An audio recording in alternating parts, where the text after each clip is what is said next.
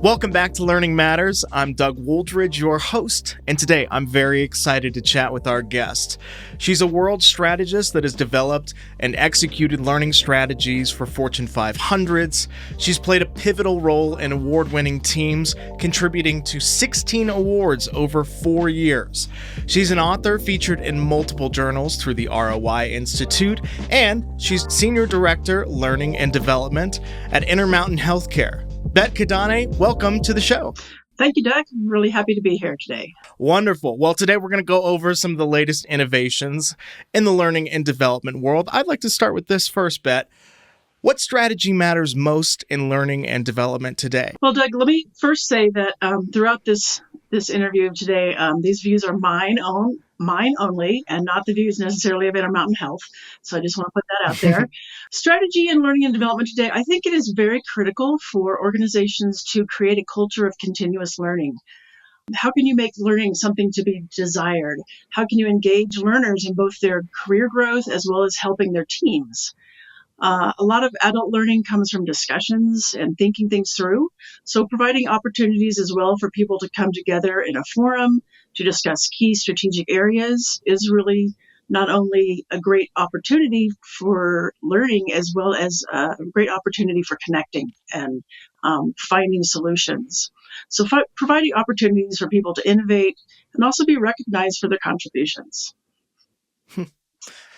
Yeah, I think that's so important that we don't just look at learners as individuals that are learning, but as a group of folks, because at the end of the day, what makes an entire corporation run is an entire group of people that are doing different things. So without having communication during the learning cycle, I feel like you're just missing out on opportunities there to build bonds with folks and get them super engaged within the learning as opposed to just sitting on a computer with a headset on, clicking next slide. Absolutely. Oh my gosh. And I think that as part of a learning culture, if you're able to leverage others and leverage peer-to-peer learning, that is an amazing strategy.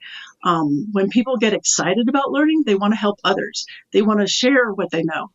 Mm-hmm. And we've been able to partner peer mentoring with new hire training using structured on-the-job training framework. And it has really enabled us to leverage the knowledge of the people doing the job to help their new teammates and being mentors. And in return, those mentors get new skills as well, and they get opportunities. And the mentees or the new hires are getting dedicated support, friendship, inclusion in their teams. I think that leveraging the workforce as trainers is really exciting. Yeah, who better to help train than someone that's already doing the job that you're doing or has done that job in the past? When did you guys first start implementing the peer mentoring program? Well, it started back in 2019. Our revenue cycle leaders were dissatisfied with the outcomes of our training. Very kind of embarrassing to say that, but it was true. So we came together as a division and learning group with those revenue cycle leaders and, decided that we needed to basically just redesign the whole thing. So previously to the redesign, we basically trained Epic electronic health record systems, and we trained functionality, and maybe there was some workflow just based on the flow of the system, but it was more focused on the system.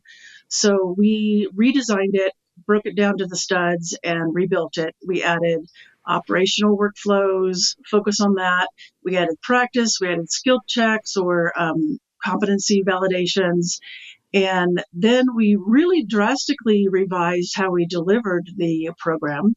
It used to be done in full day trainings about a week long. And we changed that up and had it be half day with an instructor and paired the other half a day with peer mentoring.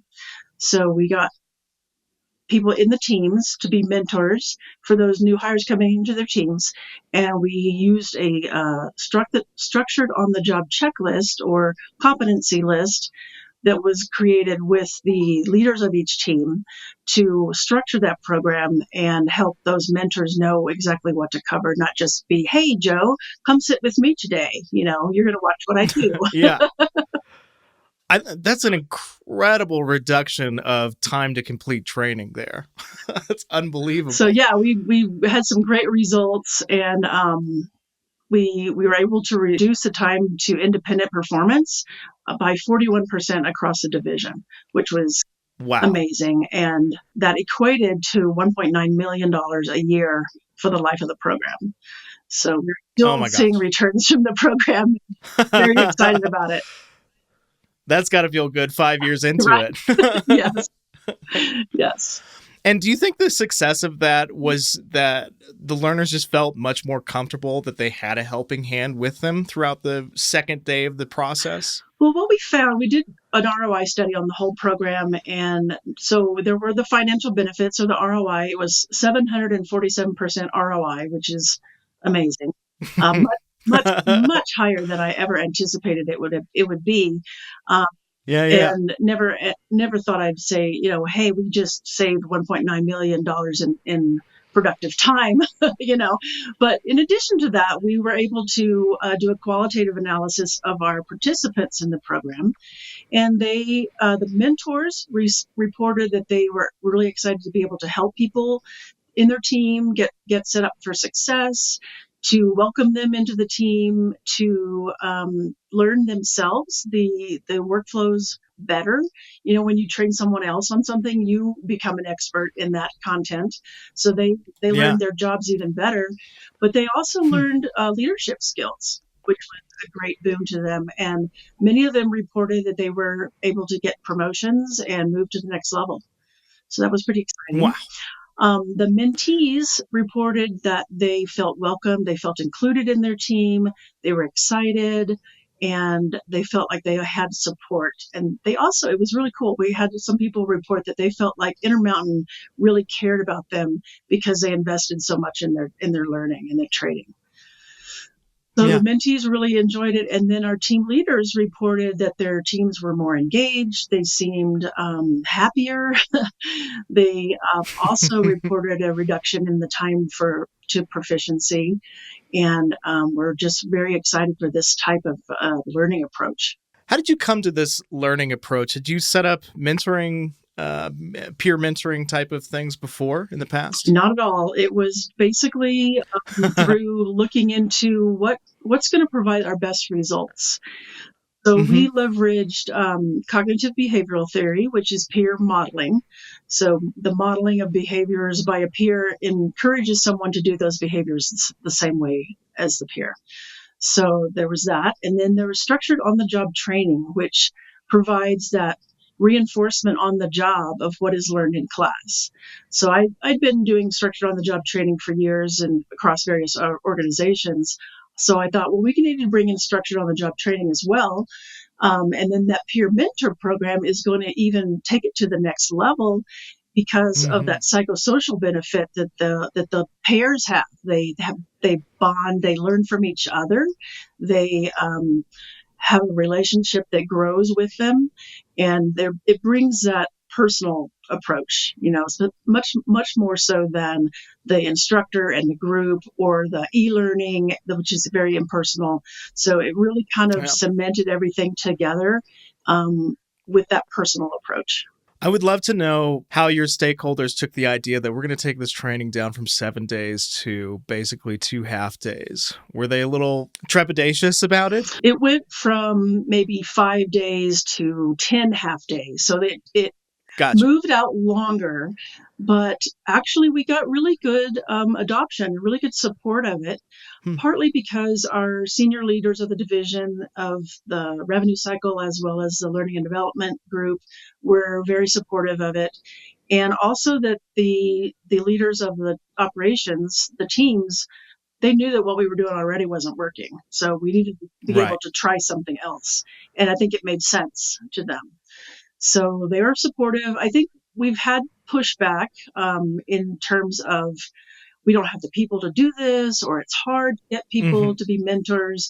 We did create a mentoring development program for those mentors. So they learn how to provide feedback, how to evaluate performance and tasks, and basically how to be a mentor, how to, what's the best approach to teach this type of skill or support someone to learn this type of skill. So that has been a good thing. But we did get pushback from leaders in terms of, does everybody have to go through this training? We don't have enough people to be mentors, that kind of thing. And we've really encouraged, especially as we've expanded into our medical groups or our clinics, which often maybe just have one person up at the front desk. They don't have more than one or a very small staff, to be creative in who they get to be their mentors. Maybe somebody at a different job that also does that job as a backup can be the mentor. Or maybe someone at another location can be a mentor. You can pool them. You can get maybe a float pool to get to be mentors. So we've really tried to support the leaders to think creatively in terms of sourcing those roles. When you have to take an entire training program and go down to the studs, what's your first step in the rebuild after you've reached those studs and pulled all the wires out? Well, the very first step is determining, what does this position do? What is most difficult? What is most important? And what is done most frequently? And then you can rank those things in terms of those differentiators. And then you can really kind of cull down, what does this program have to include? Because there's always going to be enough to train somebody for a full year on their job. Sure. But you can't do that. You have to really focus it. So that's the process we followed. We did a job analysis for every group and determined what are the most impactful tasks that they need to be able to do at least 30 to 60 days into the role. And then from there, we figured out what skills were needed, how were we going to train those skills, how many practices would those skills require, just very classic instructional design. Back to basics. Absolutely. Are there any trends up and coming in the world of learning and development that are most exciting to you, or maybe scary? Well, there is AI, and I think we'll probably touch on that in a little bit, but I think that what I am really excited about that I see organizations adopting more and more is coaching for leaders. And I really like that is taking off because it's very impactful. Our organization has a pretty robust coaching program, and I am fortunate enough to be a coach in that program. And so I really see the impact that approach has on leaders. They have a sounding board. They have somebody that's really interested in them, listens to what their concerns are, their issues are, helps them kind of grapple with them and figure out what they need to do. And it's such a great gift, really, for a leader to have that person who, no judgment, I'm here to listen to you and to help you get to the next level of whatever it is that you want to do. So, just that open-ended goal of, what do you want? What do you want from your career? What do you want from this job? What do you want from this project that you're on? It can be anything. So I really believe that that organizations that are using either internal or external coaches are really providing a great service and a valuable asset. And I think the research also shows that coaching really increases engagement, not only from those people who are being coached, but their teams as well. And also it helps with operational results. So I really, really like that coaching is becoming more and more of a tool within organizations. Do you think that that's kind of a new trend, or do you think that is something that is circular in the corporate world where, a couple of years go by and folks are like, oh, wait, we need to really focus back on our leadership? Mm-hmm. Well, I think leadership development goes in cycles. There are certain trends that happen. I think coaching and mentoring has always been in the leadership space, whether or not you had a formal program or a very informal program.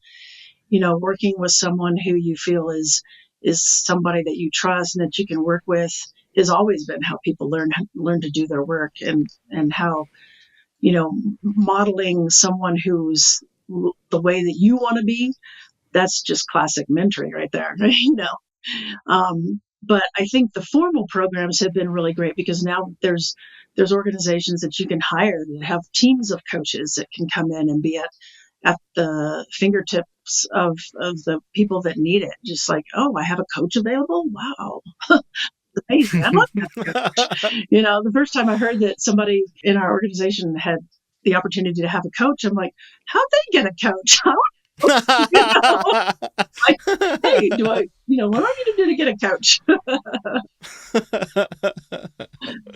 Well, you've told us a bunch about this massive initiative that you guys took on. Is there a new initiative this year that you guys are working towards that you're most excited about? Oh, there's an even more massive initiative that we're doing right now. Oh boy. So in healthcare, the spine of our operation is our electronic health record system. So we have a massive system. It's Epic. It's a very well known electronic health record system, and we currently use that only in one region of our organization, and the other two regions use a different system. Oh yeah. boy. So I came from the division that has the legacy Epic system. And then when we learned that we were going to move the rest of the organization to Epic, it was one of those moments like, yay! And then it was like, whoa. Oh, no. Oh, my goodness. What is that going to mean? And then you start panicking, right? So yeah. we are about 6 months away from our implementation date of September 6th. And we've been working on this for about a year and a half now. And it's been really, really cool because we've been able to come together as a training team in our electronic medical record space, both on the clinical side as well as the revenue cycle side and the health informatics information management side, came all together as a learning team. And we're really able to define what processes are we going to use, how are we going to find space for all this training.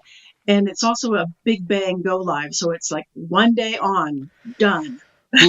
So that makes it a big challenge for training because you don't have those phases where you can kind of tweak and get better and tweak and get better. And everything has to be ready and done for the one day it goes live. and so that's been a big challenge for the scale. It's 45. I can only imagine 45,000 users that we're turning on in September. So we've been planning for this literally for a year and a half now. And our learning architects have been working on the development of the training, scheduling those course offerings, mapping the roles to Epic security access and training assignments, like what classes are each role going to take. And change management, just the change management has been huge. So the scale of this has been just unparalleled, really. Yeah. Has it gotten easier over time? Or I would imagine much more difficult. Well, it has gotten a little easier once you kind of get yourself in that mind frame of, I'm not talking 100 people, I'm talking 45,000, then we kind of get into that mindset, and that's been good. But we're moving into our training delivery phase next week. So fingers crossed, we're credentialing our trainers. We have contractors that are helping. We've got a vendor that does part of our revenue cycle and a part of our organization. We're credentialing their trainers. So, and along the way, we are making changes to our legacy system to bring it up to the same level as what's going to go live September. So there's one region changes, there's the whole changes, there's everything going on with all the different courses and the different roles we're training. So it's just been really all encompassing. Yeah. Well, I hope you have a vacation plan for like the week after it goes Definitely. live. I think our whole team is going to be out the month of October. Oh, that's awesome. Well, before I transfer or change pace to more personal questions, I got to bring up AI. So how are you guys leveraging AI currently in your org? Well, we're just in the beginning stages of using AI on our learning and development team. In healthcare, it's very, regulated, and we have Yeah. to be very careful. So we have to use products that have been vetted and approved for us. So just this year, we were able to get Copilot, and we have several on our team that are using that now, and we're coming up with more and more use cases for it. I see great potential for helping with research for new programs, helping with some of those mundane things like note taking and agenda writing. And Hmm. I have the opportunity to attend various learning and development conferences, and AI is always the number one topic right these days. And Yeah. so I see a lot of organizations using it very proactively and very cutting edge. I think in healthcare, it's a little bit more conservative of an approach, but we are using some AI role plays in some of our leadership programs, and we are actively looking for different ways where we can leverage AI. Our division has implemented automation, machine learning a little bit more than some of the AI things because of some of those mundane routine tasks in the billing and the work queues kind of world where we can take some of that mundane stuff away from folks and automate it. So we've Yeah. done quite a bit of that, and I anticipate seeing a lot more of that in the near future. So we're adopting it, learning it, trying to find opportunities for it. Any advice for folks that are just trying to dip their toes into the world of AI? I just say find out if you have a need for it, what your need is, Hmm. and then what tools would you need, because anybody can get Microsoft Copilot now and jump right in, but some of those larger models are a little bit more difficult to bridge the gap. And I have to say that, on a personal level, I think AI is great in terms of helping with efficiencies, but I find that it's average. The output is average. Yes. And 100% agree. I look at, if you think about it, if you're feeding into a large language model, you know, content that is done that's amazing, Pulitzer Prize winning content, and then you got content from average everyday person, all that gets fed in, it's going to be average because all that's getting in there is the full continuum. All that's getting in there is from the full continuum. So I find that the outputs that I read, I can tell right away if it's AI generated. It's flat. It doesn't have that nuance to it. It's not. Flat is a very good way to It's put not. that. It's not as creative and interesting, I find. So No true yeah, no personality to it. personality. It's very flat. So I Well, we think. spent so much time talking about the importance of communicating people to people. Mm-hmm. You don't want to lose that just because you don't want to spend 5 extra minutes to write an email, Right. right? Yeah. I think that the creativity that the human person brings in is it's going to be difficult to emulate that from a machine, and it's really just emulating one person's view of what's funny or what one person Hmm. thinks could be a poem. And I'm not saying that some of those poems that it cranks out are not interesting or entertaining, but they just don't have that special spark. ChatGPT is no Shakespeare. Well, let's get to some more personal side of things. Tell me about you, Bet. Take me back to little Bet days, and what led you here to become Senior Director, Learning and Development at Intermountain Healthcare? Well, I've always loved learning, especially reading. I was always a little reading nerd and loved to participate in those, summer library reading contests. And I think I Ooh, enjoyed like nice. winning the little Snoopy stuffed animal more than anything. But but I Yes. always enjoyed reading, and I enjoyed school, but I never really considered teaching as a career. Uh, Partly because it would have required me to be in front, and I was extremely shy. Yeah, I don't believe you. No, it's true. I was extremely shy. I would always get report cards that said, you know, that is great. Does really well in school, but we would really like her to participate more in class. Oh, no. And I'm like, nope, not. But I always really enjoyed helping people, interacting one-on-one, and learning about different cultures. So I went into Mhm. international business in college and studied international business and French, and then went into international trade right out of college. I worked in Seattle. I worked as a U.S. customs broker. So I cleared all Cool. shiploads of imports through U.S. customs and all the other government agencies that regulate those things, and really loved that area. Was found it fascinating. But I had a boss or a VP that I reported to that I worked up my way over time into a operational leadership role of a centralized customer service unit for customs brokerage. And she went to another organization, and she called me one day and said, I got this role that I think you'd be amazing at. I'm like, really? What would that be? And she's like, it's a training manager. And I'm like, what? What? Training? And I'm thinking to myself, have you seen me in front of a group doing public? I literally shake and my voice cracks. So I'm thinking, I don't know about this one. And she said, I think you'd be really good at it. So I thought about it, and it was a great opportunity. And I thought, you know what, this might be just the kick in the pants I need to get over my shyness. So I took the leap. And I have to say, those first few times where I had to train in front of a group, it was so painful. It was just awful. Face was red, voice was shaking. I mean, it was just Oh incredibly no. embarrassing. But over time, I was able to really become much more comfortable to the point where now I can address groups of, hundreds of people without a blink.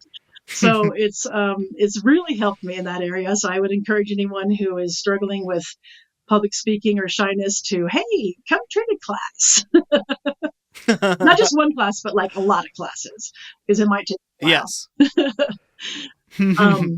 But I also never really understood what training entailed. And I never knew that there was a position called an instructional designer who was off stage, behind the scenes. Hmm. So that was really where I Yes. felt the most at home. And I really loved being able to kind of think creatively and put myself in the shoes of the learner and think, what would I need to learn this thing, this task, and how could I learn it so that it wasn't just boring, and that was one of the things that I learned. I learned how to do as an instructional designer, and one of the things that I really loved in terms of learning different cultures is as I worked as a consultant for many years at a training company, and was able to go into companies all over the world and learn what they did, and was able to put myself in the shoes of their learners and think about, how am I going to learn how to train someone learning how to sew? Because I actually Hmm. trained some trainers at a apparel factory in Hong Kong and China. So I'm thinking, okay, so if they're training people who are learning how to sew, what do they need to know? What do they need to be able to do? What are the skills they need? So I just love that about the learning industry, is that you can learn so much about so many different jobs, so many different types of life, so many different ways of being, that is truly fascinating, and helping them. I really enjoy that. Yeah, I think that's the coolest part about the learning and development world is that a lot of folks tend to be in that consultant role where they're just picking up contracts here and there, and potential positions at a place to help with, training needs for a big initiative. And you just get to immerse yourself in a whole life that Hmm. you most likely never even thought Yeah, of. yeah, yeah. I've trained things, everything from like auto parts sales to how to talk to people on the phone as a healthcare um, healthcare customer service agent, how to sell cell phones. It's just very broad. All the things that I've been able to learn about. So it's been cool. Do you have a favorite industry that you have latched onto? Well, I really enjoy healthcare. Yeah. I really enjoy healthcare, and the ability to help the patient. So it's that altruistic side. Yeah, I sure. really enjoy being able to make a difference in our communities. When did you transition into healthcare? It was about 10 years ago. And I came into Intermountain Health. It was at SCL Health at the time, as a training manager over instructional design, quality, learning analytics, and instructional design methods. So I was brought in to train the trainers how to be trainers, because many times in healthcare and probably a lot of other industries, people that come into training are usually really high performers in that industry. So they're Right. not necessarily trained how to be trainers. So since I'd been working as a trainer of trainers, as a consultant for many years, I came in to help provide that solid methodology for the group.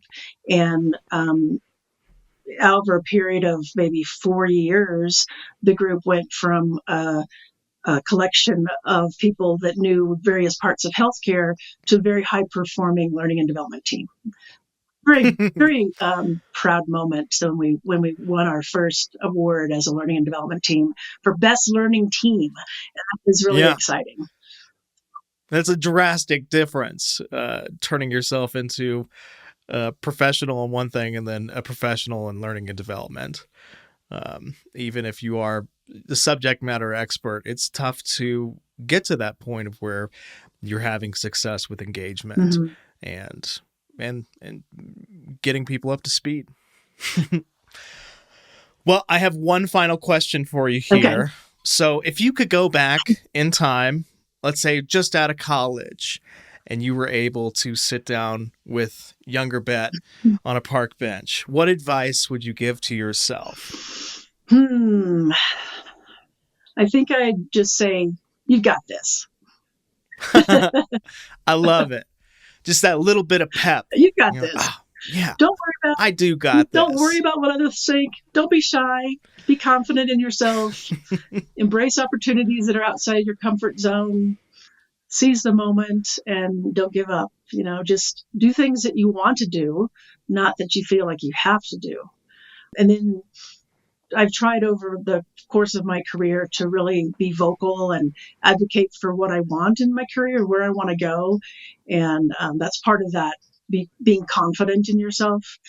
So I think that's something that I wish I had learned earlier. Just go with it and be confident that you're going to do great. Yeah, who would know you'd be in front of hundreds of people telling them how to do their jobs. Don't rub it in. It's still a little daunting sometimes.